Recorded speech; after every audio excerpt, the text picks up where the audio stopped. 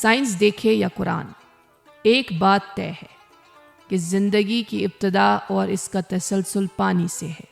پانی کہاں سے آتا ہے اور کیسے آتا ہے، اس بارے میں زمانے قدیم کی مختلف قوموں میں بہت ساری غیر منطقی اور دیو مالائی کہانیاں تھیں۔ حالانکہ کچھ اقوام کے علماء اس بات پر متفق تھے کہ پانی کے تسلسل میں بارش کی حصہ داری بنیادی ہے، لیکن وہ اس کے دائرے کو سمجھ نہیں پا رہے تھے۔ فکر اور علم کی اس اندھیر نگری میں نزول قرآن ہوا تو انسان کو پہلی بار ایک دلیل ملی پانی کے دائرے کے حوالے سے، جسے اب سائنس ہائیڈرولوجیکل سائیکل کہتی ہے۔ 21ویں صدی میں اسے کامن سینس کا حصہ تسلیم کیا جاتا ہے۔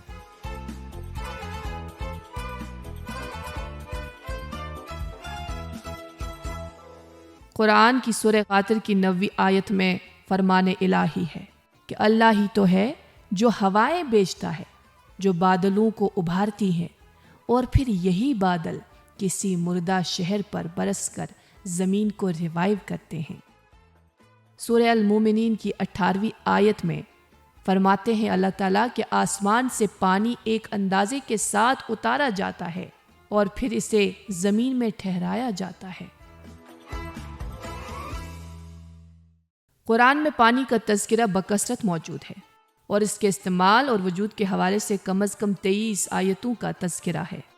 پانی زندگی کی بنیاد ہے اور ہر زندہ چیز پانی سے آتی ہے، اور زندگی کے دوام کے لیے پانی بنیادی ہے۔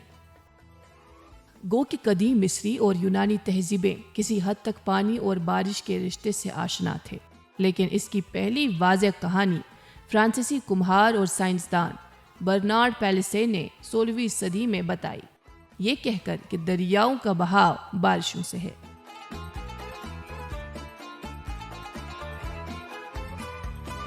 اس کے فوراً بعد گلیلیو نے فضائی معاملات کے حوالے سے بارش، بادلوں اور ایواپوریشن کا نظریہ سامنے رکھا۔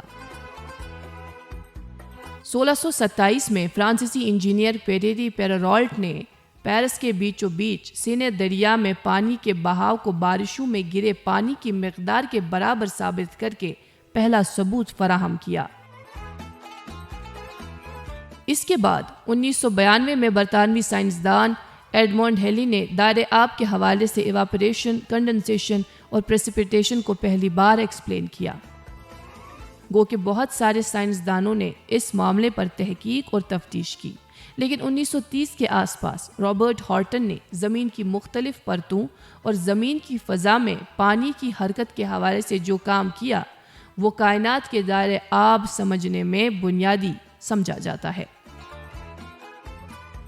لیکن ان ساری باتوں کا خلاصہ نزول قرآن کے دوران ہی ہوا، جب زندگی کی بنیاد میں پانی کی حیثیت کو واضح کیا گیا اور پانی کی فراوانی میں ہواؤں، بادلوں کے ساتھ ساتھ دائرۂ آب کے تینوں عناصر کی بات رکھی گئی، یعنی ایواپوریشن، کنڈنسیشن، پریسپیٹیشن۔